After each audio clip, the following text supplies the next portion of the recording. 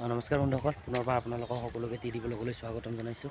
আৰু গমেই পাইছে আপোনালোকে ৰাস আহি আছে, গতিকে আমাৰ ওদালগুৰিতো এইবেলি 5দিনীয়া কাৰ্যসূচীৰে ৰাস উদযাপন কৰিবলৈ লৈছে। গতিকে তাৰে আৰু কিছু দেখুৱাবলৈ চেষ্টা কৰিম আৰু চাই থাকক ভিডিঅ'টো। আৰু আহি এইটোৱে হৈছে মেইন মন্দিৰটো। এইটোৱে হৈছে 100 বছৰৰো অধিক পুৰণি মন্দিৰ এইটো।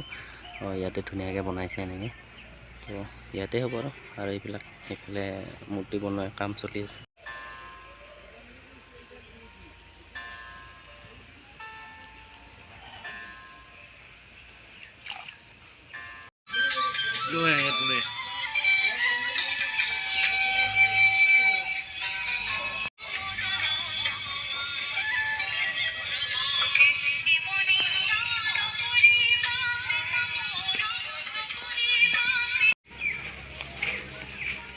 এইবিলাকো ইয়াতে ধুনীয়াকৈ বনাই থৈছে, এইবিলাক এনেকৈ ধুনীয়াকৈ থৈছে বনাই।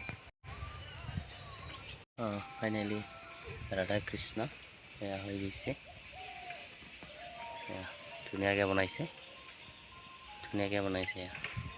আৰু এইখন যে মঞ্চ দেখিছে আপোনালোকে, এইখন মঞ্চ নতুনকৈ বনাই আছে।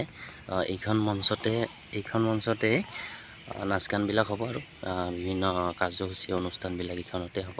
আৰু আপোনালোকে জানেই অসমৰ জনপ্ৰিয় কণ্ঠশিল্পী ৰাকেশ ৰিয়াং এইখন মঞ্চতেই গীত পৰিৱেশন কৰিব অহা 11 নৱেম্বৰ। তো গতিকে আহিব আৰু আপোনালোকে। এইবিলাক যে খালী জেগাবিলাক যে দেখিছে, এইবিলাক জেগাতে দোকান চোকানবিলাক হ'ব।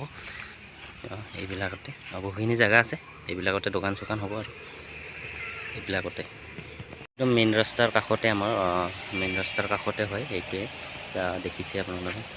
তো এয়াই আৰু আমাৰ যদি ভিডিঅ'টো চাই ভাল পালে লাইক কৰিব, কমেণ্ট কৰিব আৰু লগতে চেনেলটো ছাবস্ক্ৰাইব কৰি দিব, লগতে শ্বেয়াৰ কৰিব আৰু আহিব বুলি আশা থাকিল। আৰু তো আজিলৈ ইমানে।